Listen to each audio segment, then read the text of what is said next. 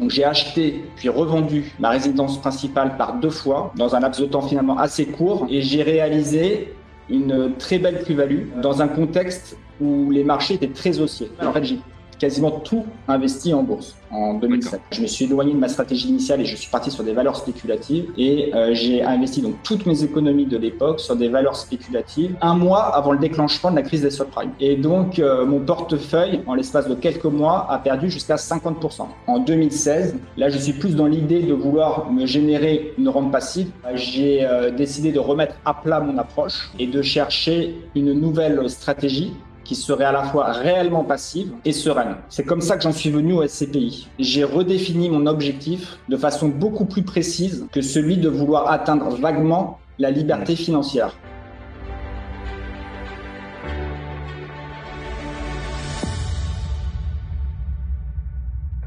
Bonjour à tous. Aujourd'hui, on reprend un format qu'on avait essayé une seule fois avant, qui est d'inviter un de nos investisseurs les plus fidèles pour nous parler de son expérience d'investisseur. Alors, si vous n'avez pas vu la première interview, vous pouvez la retrouver directement sur notre chaîne juste ici.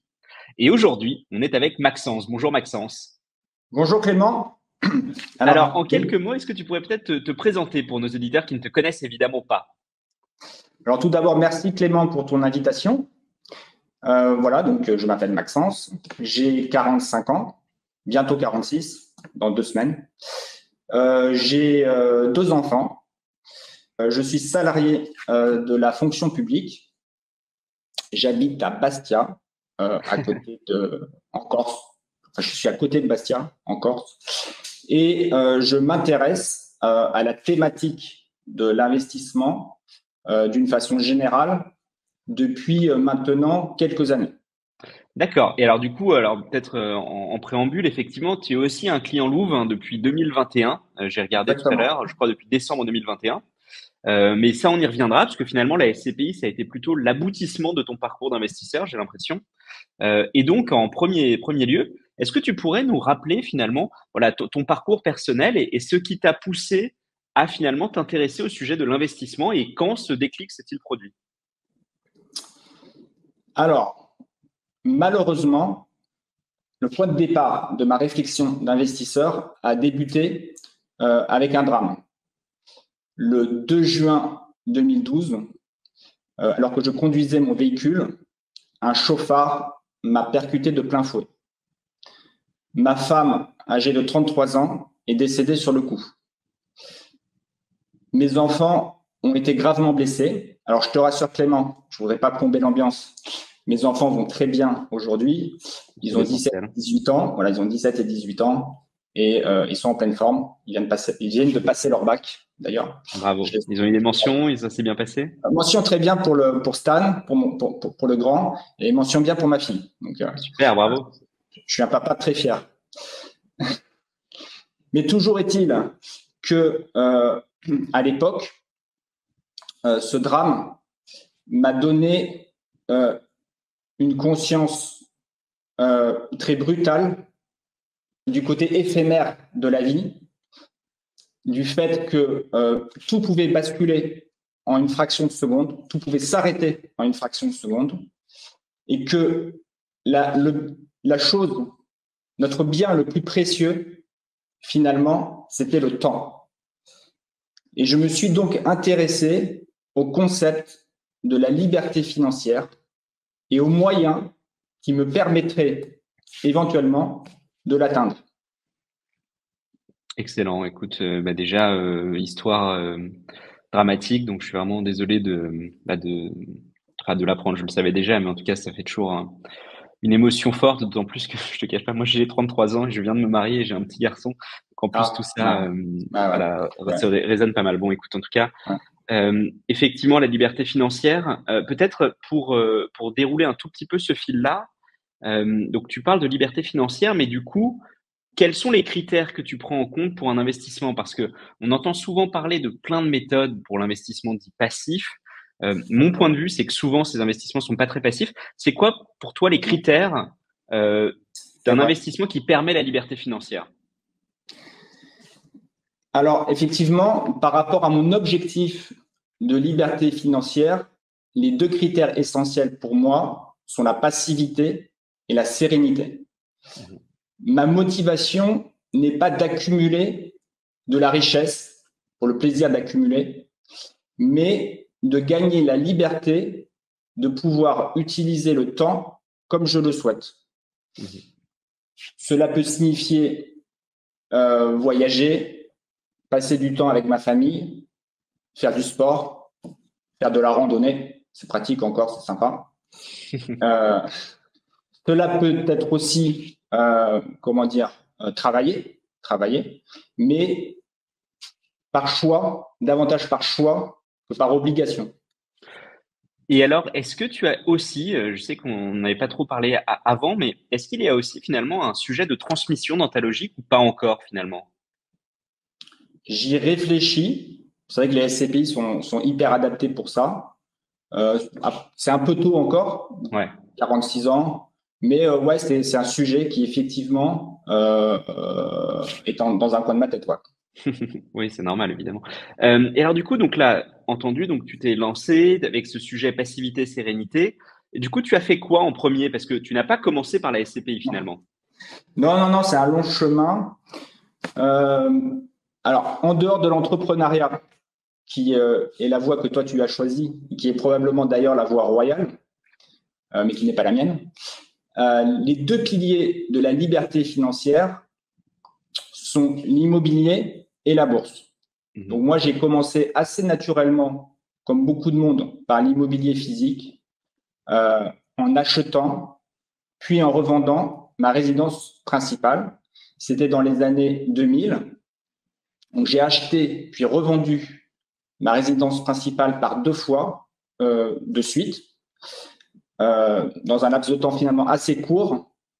Et j'ai réalisé une très belle plus-value dans un contexte où les marchés étaient très haussiers. C'était 2 appartements situés à Nogent-sur-Marne, dans le 94.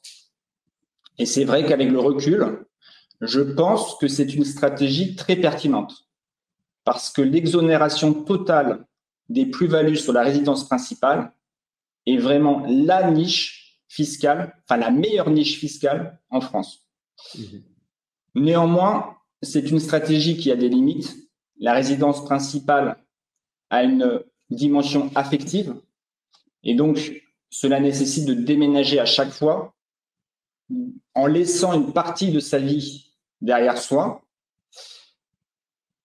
Et d'ailleurs, en 2011, je déménage en Corse, donc du côté de Bastia, et j'y fais construire une maison, mais non pas dans l'idée de la revendre, mais vraiment pour m'ancrer durablement dans un endroit où je me sens bien. Quelques années plus tard, 5 ans plus tard, après mon accident de voiture, en 2016, là, je suis plus dans l'idée de vouloir me générer une rente passive, ce qui n'était pas du tout le cas avec la résidence principale. En fait, est-ce qu'on pourrait dire sur la résidence principale, enfin, avec tout le, comment dire, que tu avais peut-être eu un petit peu de chance aussi sur ces 2 opérations, parce qu'il y avait un contexte haussier. Oui, c'est de la chance. T'avais pas fait de rénovation ou tu avais fait un peu de rénovation à chaque fois? Non, moi, je connaissais très, très bien mon secteur. D'accord. Et je regardais sans cesse les annonces immobilières et je savais déjà que je faisais une affaire à l'achat. D'accord. Et en plus de cela, les prix étaient haussiers. Donc c'était un peu de l'argent magique parce que finalement, quand vous avez un bien immobilier qui prend 30-40% en un an, et que vous êtes jeune, ça vous fait même presque tourner la tête. Et qu'il y a de l'effet de levier en plus dessus. Ouais, j'avais un effet de levier. Et après, je vais pas rentrer dans tous les détails, mais j'ai tout revendu parce que j'ai finalement transformé. Enfin, j'ai considéré à l'époque que ça pouvait être un actif, la résidence principale. J'ai tout revendu. Je suis parti en location et j'ai tout mis en bourse. Mais je vais y revenir plus tard. D'accord, ok. Donc c'était un petit peu couillu et ça m'a pas porté forcément chance, on va dire. D'accord. Et donc là, par contre, ta deuxième expérience, là, c'était vraiment de l'investissement. Donc tu disais en Corse. Alors, tu étais en Corse, mais tu as acheté sur le continent. Oui, ouais, parce que alors donc j'ai dans l'idée de me générer une rente. Et donc en 2016, j'achète très rapidement sur l'année 2016 4 petits locaux commerciaux qui sont situés sur le continent. Alors pourquoi sur le continent? Parce que je n'avais pas trouvé les mêmes rentabilités en Corse, tout simplement. C'était plus compliqué en Corse. Donc je suis allé chercher dans des régions que je connaissais pas du tout. Je me suis focalisé sur les rentabilités, tout simplement. Enfin, c'est vraiment un actif financier pour moi. Et donc, j'ai acheté. Donc, alors pourquoi les locaux commerciaux? Les rendements sont plus intéressants que pour le logement résidentiel. Le prix d'achat est généralement inférieur, des petites cellules, c'était vraiment des tout petits locaux commerciaux dans des villes de province. Les risques d'impayés sont moindres. Les baux sont de longue durée, c'est du 3-6-9, mais en réalité, c'est du 3 ans renouvelable tous les 3 ans. Et enfin, la gestion est plus facile, surtout à distance. Et alors, attends, parce que pour qu'on se représente bien, un tout petit local commercial, c'est quoi? C'est un salon de coiffure, ou alors, enfin, tu vois. Alors, j'ai eu tout. Ouais, j'ai tout. J'ai eu tout. Alors, c'était des locaux. Alors, j'ai tout eu. Hein. J'ai eu tatoueur, crêperie, occupé par une crêperie. Alors, j'aime bien la restauration parce que il y a ça s'ouvre plus de possibilités au niveau du fonds de commerce. Et d'ailleurs, il y a eu des fonds de commerce qui se sont revendus au fur et à mesure, sans que je n'ai rien eu à faire, parce que c'est finalement le propriétaire du fonds de commerce qui se charge de trouver lui-même son successeur. Et donc, oui, j'ai eu tout. J'ai eu des locaux vides aussi, je vais y venir. Tatoueur, boulangerie à Brive, ouais. Par exemple. Tatoueur, c'était à Orthez. À Pau, une crêperie. Et à Auray, en Bretagne, c'était dans une galerie commerçante. Là, j'ai eu un peu plus de difficultés. C'était de la confection de chaussures. D'accord. Ah oui, mais en plus, tu as vraiment saupoudré partout, parce que Bretagne, Brive, d'accord. Ouais. Okay. Ouais, j'étais dans mon truc, liberté financière, mais pas forcément le bon support. Enfin, en tout cas, malheureusement pour moi. Donc, parce que si la gestion est réputée plus facile dans l'immobilier commercial, ça, c'est sur le papier. Dans les faits, c'est une autre histoire et j'ai enchaîné vraiment galère sur galère. Mais alors, vraiment galère sur galère. Alors, je suis peut-être aussi d'une nature stressée. Hein. Il y a des investisseurs à qui ça convient très bien. Alors moi, franchement, j'ai regretté plus d'une fois de m'être lancé là-dedans. Moi, surtout seul avec 2 enfants à distance. Enfin, franchement, je me suis lancé dans un truc hyper compliqué. Et donc, j'ai eu des fuites d'eau à répétition que je n'arrivais jamais à résoudre, des termites. Et des termites qui m'avaient été dissimulés avec des faux diagnostics. On le dit pas, mais parce que dans la SCPI, pas vous faire arnaquer de la sorte. Moi, je me suis vraiment fait arnaquer, par exemple, sur un local. Et tu as pu mettre en cause quand même le diagnostiqueur, par exemple, ou c'était trop compliqué? Le diagnostiqueur avait été en liquidation judiciaire. Donc, il a fermé la porte, fermé ses portes. Bon, j'ai su après, voilà, 6 mois après l'achat, en fait, j'étais infesté de termites qui, en réalité, étaient là depuis belle lurette. Et moi, probablement un petit peu empressé dans mon objectif. Ouais, c'est vrai que l'accident de voiture m'a perturbé. Et je me suis dit, il faut absolument, très rapidement, il y avait un sentiment d'urgence, il faut que j'y arrive. Et donc, j'ai acheté, j'ai multiplié. Et en multipliant, on fait des erreurs. On ne prend pas son temps, on fait des erreurs. Et j'ai fait d'ailleurs une erreur sur les 4 locaux commerciaux, c'est celui d'Orthez, avec ces fameuses termites. Donc, ça m'a coûté cher, c'est très compliqué à revendre parce que ça dissuade voilà, les potentiels acquéreurs de se positionner. Donc, vous êtes obligé de le revendre avec de gros rabais. Moi, j'ai un peu spoilé sur le fait que j'ai tout revendu, en fait. Mais donc en fait, je disais des termites, mais j'ai pas eu que ça. J'ai eu des appels le dimanche pour des toilettes bouchées, des travaux de copropriété énormes qui n'étaient pas prévus, des retards de loyer. Alors le Covid n'a pas aidé, donc j'ai subi de plein fouet cette crise du Covid qui a mis beaucoup de commerçants en difficulté. Hein, mais bon, de mon côté, c'était aussi à gérer, quoi. Et enfin, j'ai même eu des remontées d'eau usée par le sol, enfin des trucs un peu improbables. Et donc voilà, beaucoup de galères. Et en parallèle, parce qu'en 2016, j'ai pas fait que les locaux commerciaux, j'ai également acheté un appartement au Perreux-sur-Marne que j'ai loué en LMNP au réel. Donc, location meublée non professionnelle, au réel. Alors, c'est un choix fiscal qui est hyper intéressant, qui sera peut-être remis en cause, en tout cas le législateur en parle souvent, mais qui est vraiment intéressant. Mais bon, encore une fois, on peut vraiment pas parler d'investissement passif. Et j'ai eu quelques déconvenus, beaucoup moins qu'avec les locaux commerciaux, mais toujours quelques déconvenus. Je ne vais pas rentrer dans les détails parce que ça m'intéressera pas forcément. Mais toujours est-il aussi qu'on se rend compte que la moindre vacance locative vous prive de l'intégralité de votre revenu. Quand vous avez un objectif de liberté financière, il faut vraiment avoir un patrimoine énorme pour pouvoir sauter le pas, parce que le moindre. Et ça, c'est d'autant plus vrai, hein, on en a parlé avec Thierry Vignal, je ne sais pas si tu as pu l'occasion de voir la vidéo, mais qui avait créé Mastéos, hein, lui, voilà, qui est spécialisé dans l'investissement locatif, plutôt LMNP traditionnel, résidentiel. Mais effectivement, il y a un autre sujet, c'est qu'une fois que tu as un crédit associé à ton bien, ce que tu décris sur la vacance locative, en fait, prend un effet démultiplié, puisqu'on a pas mal de gens qui parfois oublient un peu que oui, le loyer peut tomber à zéro, mais le crédit, lui, il varie pas, quoi. Ouais, non, c'est une charge mentale, je trouve. Et donc, tu as décidé de tout arrêter. Pardon? Tu as décidé de tout arrêter, du coup, sur le locatif traditionnel. Enfin, le locatif. Donc, alors, au final, la gestion de biens immobiliers m'a occasionné davantage de stress et de travail que je n'en avais déjà, ce qui était à l'inverse de ma motivation liberté financière de me libérer du temps. Et donc j'ai décidé de tout revendre. Alors graduellement, ça se fait pas du jour au lendemain. C'est d'ailleurs l'un des inconvénients de l'immobilier physique, parce que j'aurais bien aimé appuyer sur un bouton et que tout puisse se vendre. C'est pas possible. Et donc j'ai tout revendu entre donc 2020 et 2023 pour le dernier local. Ok. Hyper clair. Et donc ça, je pense qu'on en parlera un peu après, mais du coup avec une transition vers les SCPI. Mais tu nous parlais aussi de la bourse. Ouais. Et du coup, alors, ça a été quoi ton expérience en bourse? Ouais, alors pas fameuse non plus. Enfin bon, alors c'est vrai que c'est un support que j'aime bien.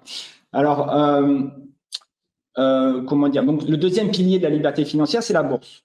Donc moi, j'ai commencé à m'intéresser à la bourse en 2007 en investissant. Alors tout à l'heure, j'ai dit que j'avais vendu ma résidence principale. En fait, j'ai quasiment tout investi en bourse en 2007.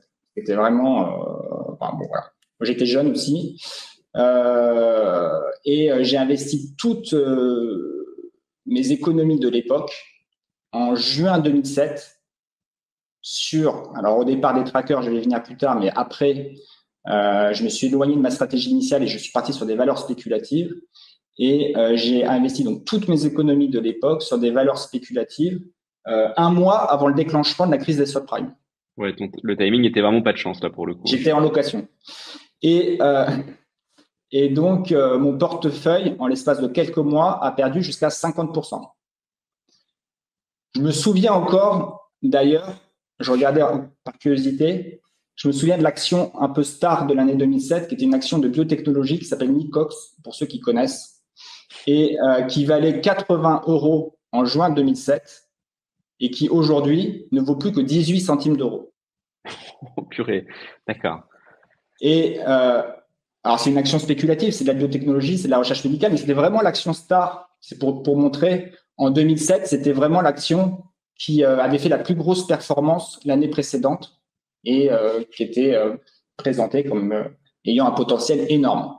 Et il y a beaucoup de gens, parce que moi je fréquentais des forums à l'époque, il y a beaucoup de gens qui ont investi massivement. Je me souviens d'un investisseur qui avait vendu sa maison, qui avait investi 300 000 € sur Nicox. Mais ils étaient persuadés que ça ferait x20. Avec tout un tas d'argumentaires, de choses. Enfin bon, voilà, pour la petite histoire. C'est le Nvidia de l'époque, alors, tu penses? Enfin, je sais pas si tu regardes, je sais pas si tu suis toujours, mais... Oui, alors, non, c'était la petite action française, mais qui voyait très grand et qui voyait pouvoir homologuer ses médicaments aux États-Unis. Et ça s'est pas fait pour diverses raisons. Après, j'ai un peu lâché l'affaire. J'ai pas gardé l'action je l'ai revendu bien avant. C'est pas forcément sur cette action d'ailleurs que j'ai perdu de l'argent. Mais enfin, c'était pour la petite histoire. Et effectivement, si les actions sont d'un point de vue historique le placement le plus performant des 40 dernières années en générant un rendement annuel moyen de 8 à 9%, elles sont très volatiles. Et aussi, les statistiques démontrent que 90% des gérants de fonds font moins bien que la moyenne du marché. Alors pourquoi? Parce que la moyenne du marché est trompeuse. Je vais essayer de vous l'expliquer en quelques secondes. Entre 2003 et 2024, soit sur une période de 21 ans, la hausse médiane et non moyenne des actions américaines du SP500 est de 108%. C'est-à-dire que 50% des actions ont fait plus de 108% et 50% des actions ont fait moins de 108%. En 21 ans, encore une fois. Hein. Sur 21 ans. 108% sur 21 ans pour des actions, quand on connaît le risque associé, c'est finalement très peu. Et pourtant, en parallèle, la hausse moyenne des actions américaines du SP500 est de plus 600%. Alors, pourquoi ce différentiel? On se rend compte que la moyenne est tirée à la hausse par quelques entreprises exceptionnelles. Je parlais de Nvidia, qui a été un peu l'action de l'année dernière, mais qui aujourd'hui se casse un peu la gueule. Un petit peu, ouais. C'est pour ça que je parlais d'elle pour ça. Donc, la performance, la moyenne est tirée à la hausse par quelques entreprises exceptionnelles qu'il faut absolument détenir dans son portefeuille, sinon vous faites moins bien que la moyenne. Et donc, 90% des gérants de fonds, des professionnels, font moins bien que la moyenne. Alors, la solution à ça, c'est de capturer la moyenne du marché, d'acheter la moyenne du marché. Et vous le faites en achetant le marché dans son ensemble, au moyen d'un fonds indiciel que l'on appelle tracker. C'est ce que j'ai fait en novembre 2020 en investissant 100 000 euros sur un tracker world qui reproduit la performance de l'ensemble des 1500 plus grandes entreprises américaines. Et par chance, avec l'annonce du vaccin contre le Covid, le mois de novembre 2020 a été l'une des plus grandes hausses, l'une des meilleures performances mensuelles des dernières années. Et donc, j'ai réalisé cette fois-ci une plus-value très rapide en quelques jours de 10%, soit un gain de 10 000 euros. Mais plutôt que de conserver ma position, j'ai tout revendu. Alors, j'ai été probablement encore marqué par la baisse de 2007, mais surtout, je me suis rendu compte que j'avais du mal à gérer mes émotions en bourse, d'autant plus avec des sommes importantes.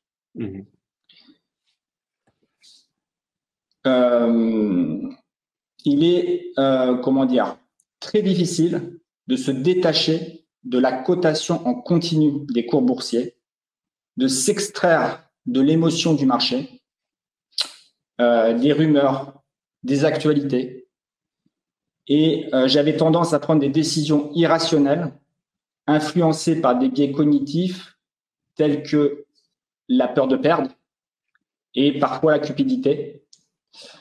Et enfin, la liquidité très élevée du marché financier qui vous permet d'acheter et de revendre en un clic et qui est présenté à juste titre comme un avantage de l'investissement en actions, s'est révélé être finalement pour moi davantage un inconvénient qu'autre chose par rapport à la gestion de mes émotions. C'est intéressant ce que tu dis parce que c'est un sujet qui revient aussi en fait dans le débat entre les SIC, SIIC et les SCPI. Donc en fait les SIC qui sont des REIT, qui sont des fonds immobiliers cotés par rapport aux SCPI non cotés, hein, évidemment. Et un des éléments moi que je dis toujours aux clients, c'est bien sûr les SIC. Moi j'ai rien contre, je trouve ça intéressant. Mais en fait le problème des SIC, c'est que c'est très corrélé déjà au marché action. Or généralement quand on investit dans l'immobilier, on a plutôt envie de se décorréler des marchés actions. Donc, c'est pas, de ce point de vue-là, une très bonne couverture par rapport au marché actions. Et également, la cotation, ça mène exactement à ce que tu décris. C'est-à-dire que je pense que certaines personnes sont capables peut-être de vivre parfaitement sereinement en ne regardant jamais les fluctuations. Mais c'est vrai que moi, je sais que je suis un peu dans le même biais que toi. C'est-à-dire que si je regarde tous les jours et que je vois plus 5, moins 6, c'est vrai qu'on a du mal parfois à vivre sereinement. Et puis c'est vrai que l'immobilier, souvent, c'est une planification très long terme. Et c'est vrai que se projeter quand on a des fluctuations tout au long du chemin, ça peut être compliqué pour certains. Mais alors du coup, c'est un bon moyen d'en arriver un peu au SCPI parce qu'effectivement, les SCPI, ça répond en partie au moins aux différents problèmes que tu mentionnes. Le sujet de la gestion sur l'immobilier direct et le sujet de la volatilité. Exactement. Exactement. En fait, n'étant convaincu ni par l'immobilier, ni par la bourse, j'ai décidé de remettre à plat mon approche et de chercher une nouvelle stratégie qui serait à la fois réellement passive et sereine. C'est comme ça que j'en suis venu au SCPI. Mais tout d'abord, j'ai redéfini mon objectif de façon beaucoup plus précise que celui de vouloir atteindre vaguement la liberté financière. Je me suis alors posé la question suivante: de combien ai-je véritablement besoin pour vivre confortablement par mois? Ne pas se fixer d'objectif, c'est un peu comme s'engager dans une randonnée en montagne sans savoir où est le sommet ni combien de temps il vous faudra pour le gravir. Le découragement est presque assuré. Donc moi, par rapport à mon mode de vie, je me suis fixé un objectif de 3 000 € bruts par mois en SCPI. Et se fixer un objectif chiffré est un moyen de focaliser son attention sur le long terme. Et plus l'objectif est clair et précis, plus les moyens nécessaires permettant de l'atteindre sont facilement identifiables. Et de par leur nature distributive, puisque les SCPI ont pour objet premier de distribuer des loyers, elles me sont apparues comme un moyen adapté à cet objectif de se constituer des rentes. Et alors, attends, pour les auditeurs qui nous écoutent, donc on est d'accord que cet objectif de 3 000 € bruts par mois, donc 36 000 par an, en imaginant à peu près un niveau de rendement, allez, pour simplifier, on va dire à 5%, ça veut dire à peu près 700 000 € de SCPI, on est d'accord, hein? Ouais, c'est ça. Ouais, ça. Donc, ok, d'accord. Et donc, t'en es où déjà par rapport à ça aujourd'hui? Tu t'approches à peu près ou ça reste un objectif Non, j'en suis encore un peu loin, mais on va dire que là, j'ai pas atteint l'objectif de la liberté financière encore, mais on dira que j'ai atteint l'objectif de la sécurité financière. D'accord. C'est-à-dire que si demain je devais quitter mon emploi, on va dire que mes besoins basiques seraient couverts. Voilà, seraient couverts. Mais ce serait vraiment. Mais c'est déjà un pas énorme pour moi. C'est énorme. Tu sais, dans la communauté, tu connais peut-être la communauté FIRE, hein, qui est exactement ça, la communauté de liberté financière. Ils parlent du lean FIRE, donc le FIRE en étant un peu lean, tu vois, fin, pas gras, quoi. Donc un peu ce que tu décris. Et le fat FIRE, et le fat FIRE, vraiment, c'est très lean, mais ouais. Ouais, mais c'est déjà super, comme tu dis, parce que c'est un stress, j'imagine. Tu le ressens, toi, que ça te réduit du stress ou pas d'avoir atteint ce palier déjà? Oui, non, très nettement, ouais. Ouais, c'est concret comme ça. Les revenus tombent sur votre compte bancaire. Alors, ça ne veut pas dire que je quitterai mon emploi. Aujourd'hui, ce serait absolument pas possible. J'ai des études à financer, etc. C'est strictement impossible. Mais voilà, j'ai cet objectif et petit à petit. Et c'est pas inenvisageable, quoi. Ouais. Ah non, c'est pas inenvisageable. Non, je pense d'ici moins de 10 ans, l'objectif sera atteint. Donc c'est plutôt pas mal, quoi, autour de 55 ans. Voilà, le sujet des retraites, maintenant tu le regardes avec beaucoup de distance. Avec plus de distance, ouais. Ok, excellent. Et alors, donc, pardon, vas-y, non, continue. Moi, je voulais terminer sur l'attrait des SCPI. Excuse-moi. Je parlais de la nature distributive, mais aussi il y a un autre élément quand même très, très important, c'est que les SCPI me sont apparus comme solides. L'investissement SCPI existe depuis les années 60. Elles ont traversé toutes les crises. À ma connaissance, tu me contrediras peut-être, mais à ma connaissance, jamais aucune SCPI n'a fait faillite. Alors certes, des sociétés de gestion ont pu cesser leur activité, mais leur fermeture n'a pas entraîné avec elle la liquidation du patrimoine immobilier de la SCPI qui reste distincte. C'est un petit peu comme si l'agence immobilière qui gère votre bien immobilier fait faillite, la valeur de votre bien n'est pas impactée. Il vous suffit alors juste de trouver une autre agence immobilière. Et justement, tout à l'heure, tu parlais des sociétés foncières, excuse-moi, et c'est vraiment, et moi je pense que souvent on compare à tort SCPI aux sociétés foncières cotées, et c'est vraiment la différence fondamentale, c'est que dans une société foncière cotée, vous avez le package. Si la société de gestion fait faillite, elle entraîne avec elle la liquidation du bien immobilier. Donc pour moi, ça n'a strictement rien à voir. C'est un excellent point que tu fais, tu as tout à fait raison. Et c'est vrai que peut-être que parfois j'en parle pas assez, mais c'est vrai qu'on oublie souvent cette distinction. C'est vrai que la SCPI, pour se le rappeler, c'est vraiment un véhicule totalement distinct. On a la société de gestion qui est une société agréée par l'autorité des marchés financiers et la SCPI, mais la SCPI ne possède que de l'immobilier, c'est-à-dire qu'elle n'est pas impactée. Tu as tout à fait raison. On a eu un cas, notamment avec la SCPI Vendôme Région, qui était auparavant gérée par Vendôme Capital. Alors je crois pas qu'ils ont fait faillite. J'ai plus tous les détails en tête, mais je crois qu'il y a eu un sujet peut-être d'agrément et donc ils ont changé. C'est la Vendôme Région est passée sous la gestion de Norma Capital. D'ailleurs avec des performances qui sont restées excellentes. Ça c'est un point exactement. Ça c'est un point qui est très important, c'est qu'en fait ça n'a pas vraiment eu d'impact négatif. En tout cas, peut-être qu'il y a eu un petit moment de stress, mais aucun, puisque évidemment en SCPI vous êtes copropriétaire de biens immobiliers. Un peu comme dans une SCI, où vous seriez copropriétaire avec votre frère, votre voisin, sauf que là, vous êtes des milliers, des centaines, enfin des milliers d'investisseurs, il y a une mutualisation du risque, mais vous êtes unique, la SCPI, dans une SCPI, vous êtes copropriétaire de biens immobiliers et vous déléguez la gestion à une société de gestion qui va s'occuper de tout, un peu comme si une agence immobilière gérait à la fois les achats, les reventes, vous laissez carte blanche à la société de gestion. Avec un avantage, c'est que la société de gestion, elle est quand même beaucoup plus scrutée qu'une agence immobilière, qui pourrait être un petit peu plus. Ça, c'est quand même un point qui est important quand même, parce que la MF, malgré tout, veille au grain, et on le voit avec des nombreux contrôles, etc. Donc, c'est sûr qu'en plus, l'autorité des marchés financiers fait un travail, alors qui est plutôt a posteriori. Dans un premier temps, elle donne un agrément, puis ensuite, elle va vérifier que les choses se font bien. Mais malgré tout, c'est vrai que c'est une forme de garantie qu'on n'est pas en train de faire n'importe quoi, on n'est pas dans un Ponzi. Mais tu t'es lancé comment? Parce que c'est peut-être pas facile de se lancer. C'est vrai que parfois les SCPI, ce que nous disent les clients, c'est que ça peut être un peu intimidant. Tu l'as fait tout seul? Tu l'as fait avec un conseiller? Comment ça s'est produit? Alors en réalité, je m'étais déjà intéressé au SCPI en 2016, juste avant d'investir dans mes locaux commerciaux. Et c'est vrai que les SCPI sont pas d'un accès facile par rapport à l'immobilier direct et à la bourse. Il y a plein d'acronymes barbares.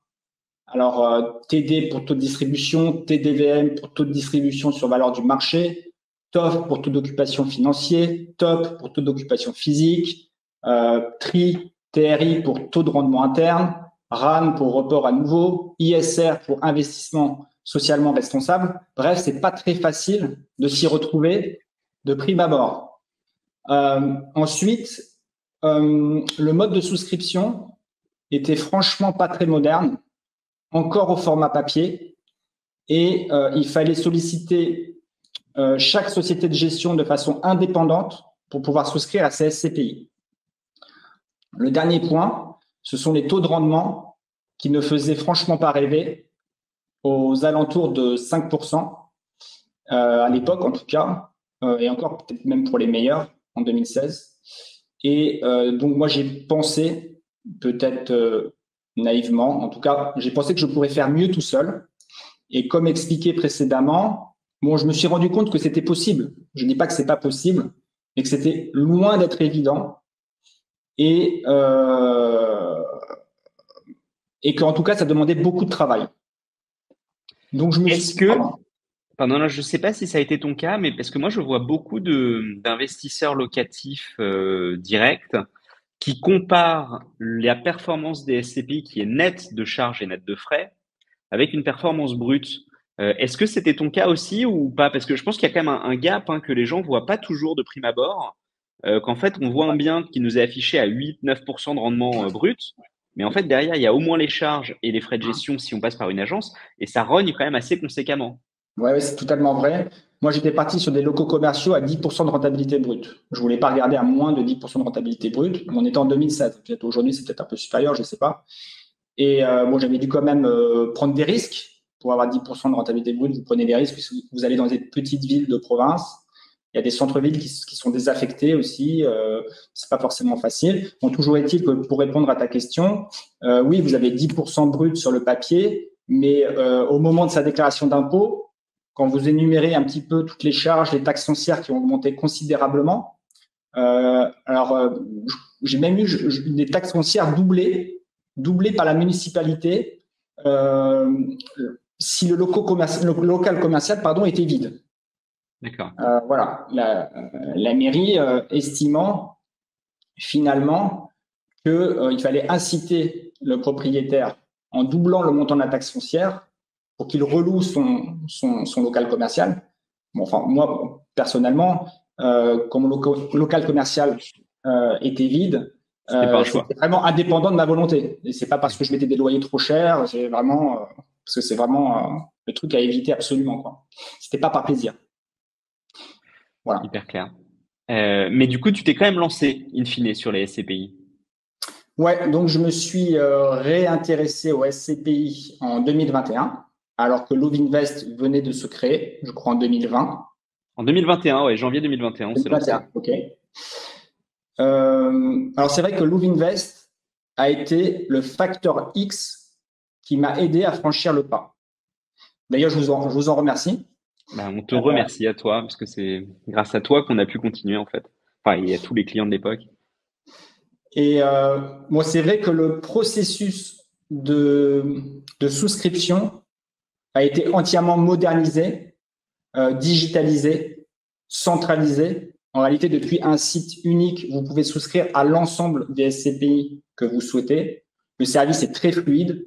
Franchement, ça fonctionne très, très bien.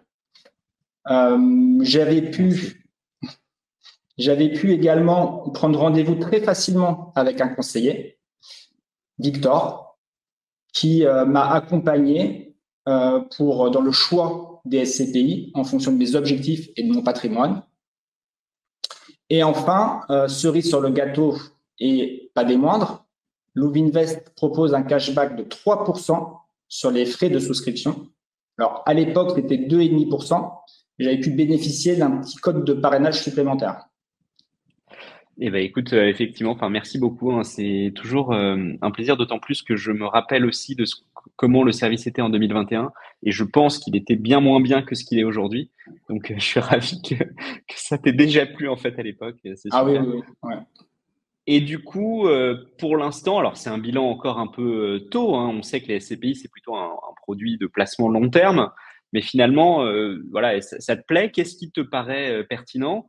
Et est-ce que tu trouves finalement que la SCPI répond aux problèmes que tu avais pu rencontrer auparavant dans les autres types de placements que tu avais fait? Alors, l'investissement en SCPI est passif, contrairement à l'immobilier, et il est stable, relativement stable par rapport à la bourse. Mais il faut diversifier. Comme on a vu précédemment, pour gagner de l'argent en bourse, il faut acheter la moyenne du marché avec un fonds indiciel de type tracker.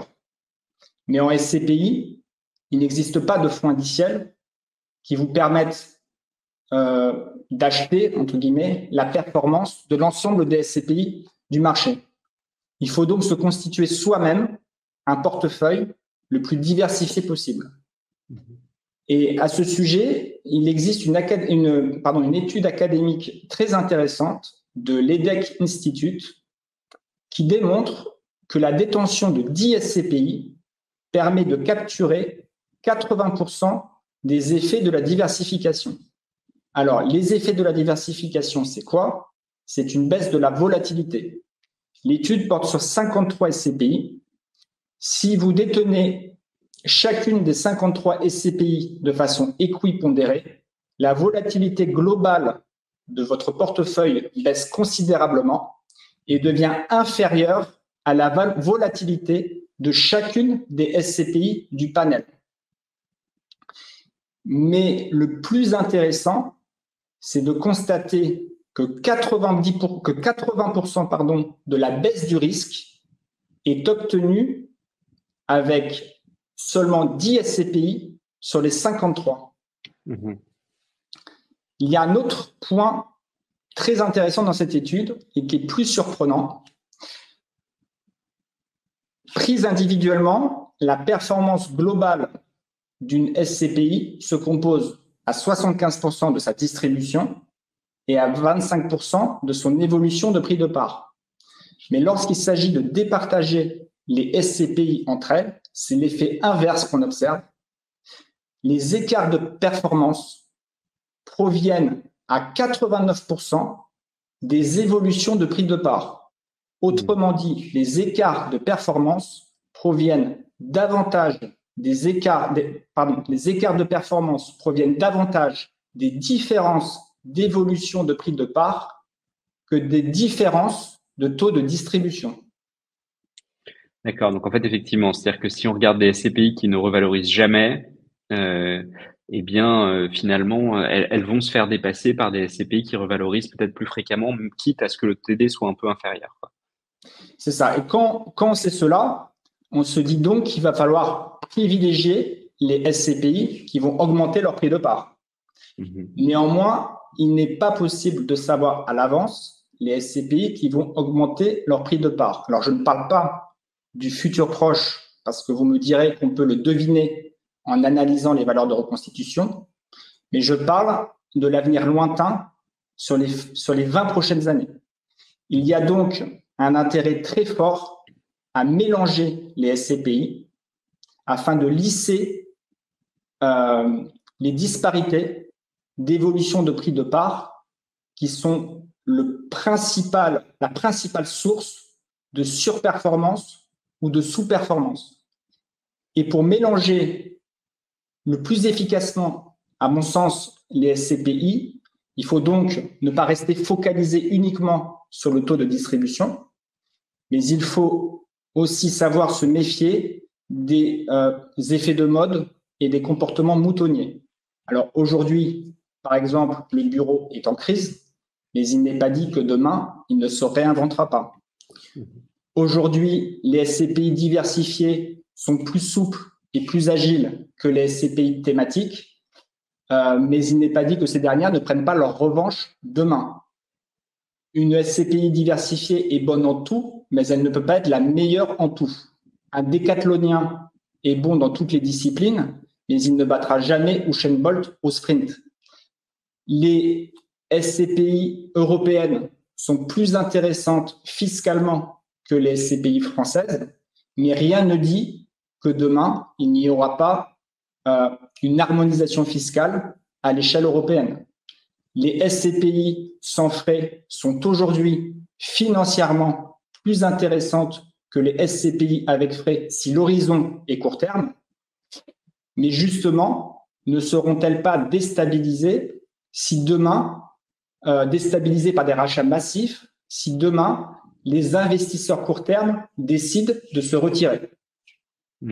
Et donc, du coup, quelle a été, toi, ta stratégie? Parce que là, on comprend à demi-mot, hein, diversification, 10 SCPI capturent 80% de la baisse de volatilité, donc ça, c'est quand même assez intéressant. Tu as choisi quoi, finalement? Alors, quand j'ai commencé à investir en 2021, je suis parti d'une feuille blanche et je suis donc parti du postulat de sagesse que tout ce que je sais, c'est que je ne sais rien. Donc, j'ai diversifié sur 10 SCPI différentes, maisons de gestion différentes, européennes, françaises, thématiques, diversifiées, avec frais, sans frais, jeunes, un peu plus anciennes. Ok, donc tu as diversifié vraiment selon un peu toutes les caractéristiques principales des SCPI.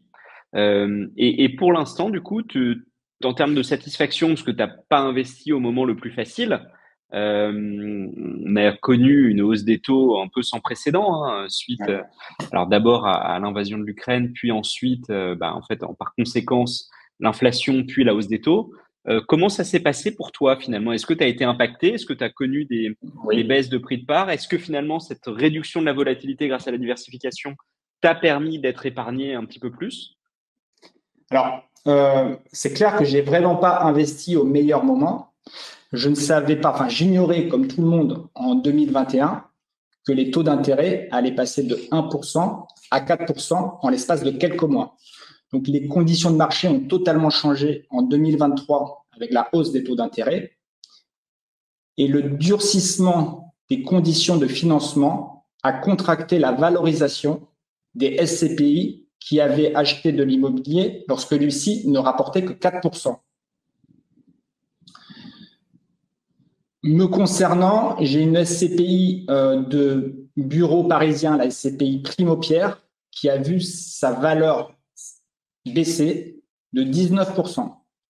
J'ai la SCPI Eurovalis, qui fait du bureau en Allemagne, qui a vu sa valeur baisser de quasiment 7%. Pour autant, la valeur globale de mon portefeuille est restée à l'équilibre parce que j'ai réinvesti mes loyers et mes rentrées d'argent sur de nouvelles SCPI qui, avant qu'elles n'augmentent leur prix de part ou qui proposaient des offres promotionnelles. J'ai la SCPI Kianeos Pierre qui a augmenté son prix de part depuis 2021 de 3%. Pierre Val Santé qui a augmenté son prix de part de 2%. Epsilon 360 qui a augmenté son prix de part de 0,80%. Et j'ai pu aussi également acquérir des parts de la SCPI NCAP Continent avec un rabais de 5% sur les frais de souscription. Et j'ai fait la même chose avec la SCPI UPK avec un rabais de 5%. J'ai 3 autres SCPI dont le prix de part n'a pas été modifié. Donc la SCPI Activimo, la SCPI Interpierre Europe Centrale et enfin la dernière, une très bonne SCPI qui est la SCPI Remake Life. Alors Remake Life qui a revalorisé l'an dernier, me semble-t-il, mais peut-être que tu n'avais pas encore investi sur Remake Life à l'époque. Non, j'avais pas encore investi. D'accord. Intéressant. Et donc, du coup, c'est quoi ta stratégie maintenant? C'est-à-dire que là, tu continues à renforcer des positions, tu vas peut-être rajouter d'autres positions. Comment tu envisages la gestion finalement de ce portefeuille?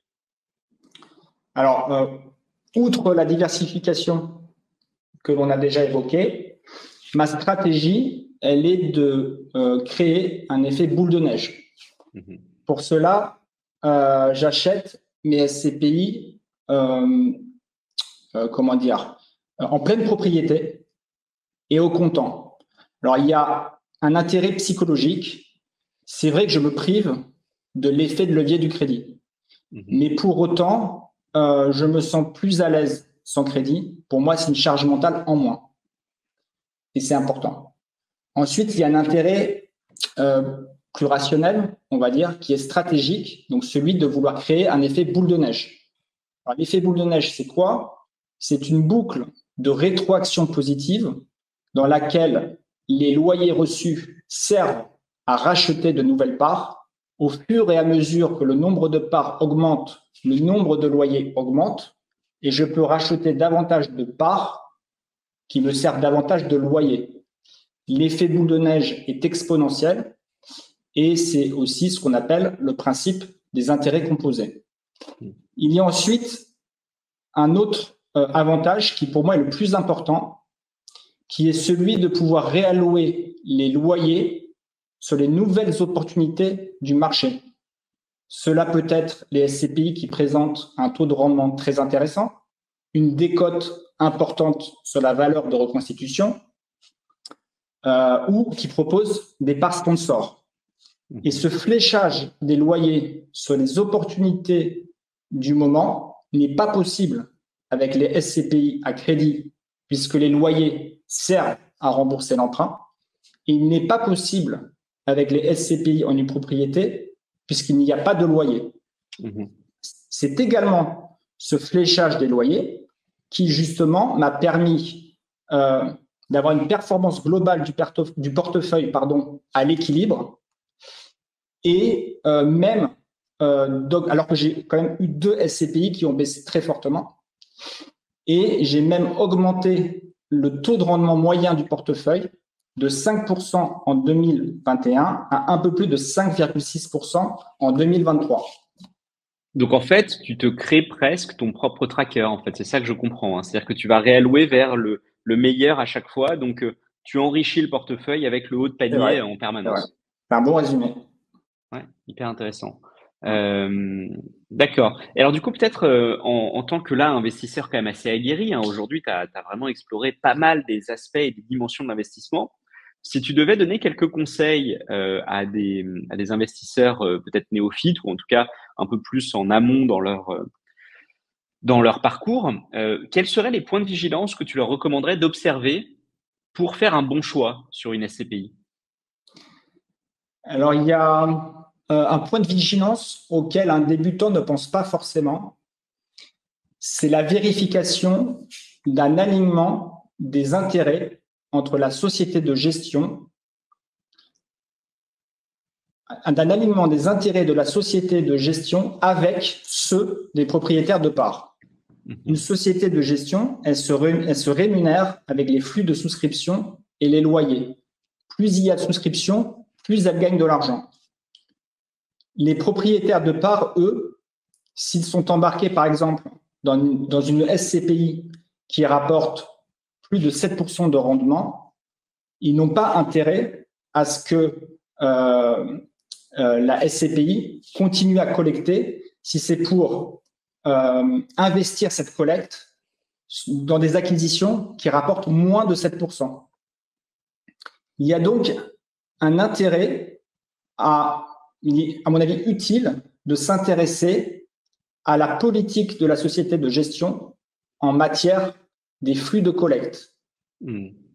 Est-ce que la société de gestion sera prête à limiter les souscriptions, voire à les stopper, afin de ne pas diluer les associés historiques si cela est nécessaire et quand bien même cela soit contraire à son propre intérêt? Alors, on a par exemple la SCPI Hirokozen, qui, par l'intermédiaire de son dirigeant, a affirmé qu'il souhaitait maintenir, c'était dans un podcast que je l'ai entendu, donc qu'il souhaitait maintenir la performance d'Hirokozen au-dessus de 7% et qu'il serait prêt, le cas échéant, à stopper la collecte si nécessaire. Dans la même lignée, on a la SCPI Epsilon 360, qui depuis le début, depuis son origine, depuis sa création, affiche sa volonté de maîtriser les flux de collecte. D'autres SCPI sont beaucoup moins claires sur le sujet, même si elles sont conscientes de la problématique.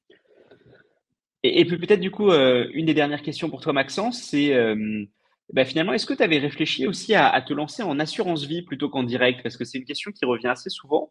Et voilà. Et pourquoi tu as fait ce choix du direct, donc de la détention, ce qu'on appelle les parts nominatives, versus la détention dans un contrat d'assurance vie? Alors, l'achat de SCPI en assurance vie n'est pas compatible avec ma stratégie d'effet boule de neige.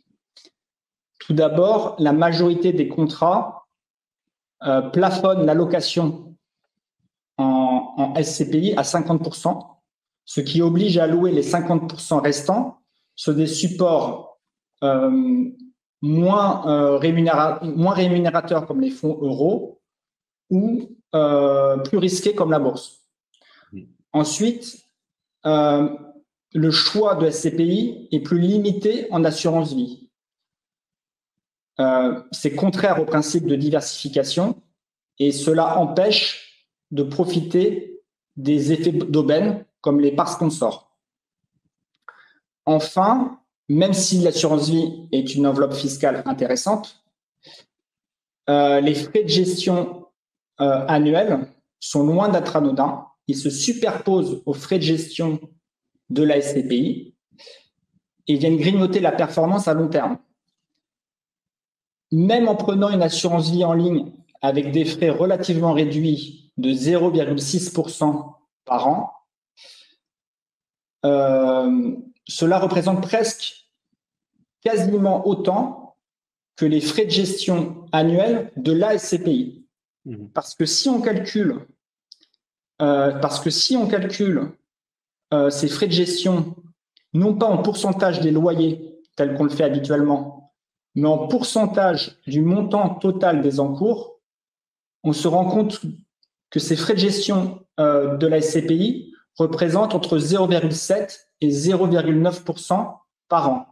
C'est finalement assez peu quand on sait ce que c'est que de l'immobilier à gérer, et finalement assez peu par rapport à d'autres types de placements tels que les SICAV ou les fonds communs de placement. En revanche, les 0,6% de l'assurance vie me paraissent un peu élevés. Alors certes, l'assurance vie garantit la liquidité de son placement, ce que ne fait pas, tu en parlais tout à l'heure, la SCPI en direct, mais même cette liquidité est aujourd'hui remise en cause par la loi Sapin 2, votée en 2016, qui autorise à suspendre temporairement les rachats en cas de crise financière majeure. Très intéressant. Très intéressant et c'est vrai, hein, moi je te rejoins sur ce point, notamment sur les frais de gestion. On a parfois des clients qui nous appellent en disant mais c'est horrible, 10% de frais de gestion, on voit jamais ça. Mais effectivement, en fait, c'est vrai que la base de calcul n'est pas du tout la même. Et pas mal de gens en fait n'ont pas nécessairement cette logique ou cette gymnastique de comparer des frais de gestion qui sont généralement exprimés en pourcentage donc de ce qu'on appelle les encours, hein, donc de la somme totale investie, par rapport à la SCPI où le pourcentage sur les loyers bruts encaissés, mais qui rapporté aux encours, comme tu le rappelles, en fait est assez faible. C'est tout à fait juste, surtout par rapport au boulot que ça nécessite de gérer de l'immobilier. Et alors peut-être pour finir, Maxence, si un de nos auditeurs, voilà, vous réfléchissez à se lancer, ce serait quoi ton ou tes conseils pour bien démarrer dans la vie d'investisseur? Alors, j'ai plusieurs conseils qui vont un petit peu résumer tout ce qu'on a dit, Clément. Il faut choisir le ou les actifs avec lesquels on se sent à l'aise. Donc moi, ça a été plutôt les SCPI, mais ça peut être d'autres supports, mais il faut vraiment être à l'aise avec l'actif qu'on choisit. Il faut ensuite diversifier. Alors, l'idéal, ça reste de diversifier entre les différents actifs, mais à défaut, au moins diversifier dans la classe d'actifs choisie. Enfin, il faut investir régulièrement. C'est ce que j'appelle un peu l'enrichissement du portefeuille de SCPI. Et enfin, probablement le plus difficile, il faut s'y tenir sur la durée.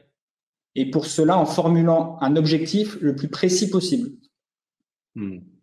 Eh ben, écoute, Maxence, merci beaucoup pour cet entretien et je te souhaite que du bonheur pour la suite de ta vie d'investisseur et d'atteindre la liberté financière le plus vite possible. Merci à toi, Clément.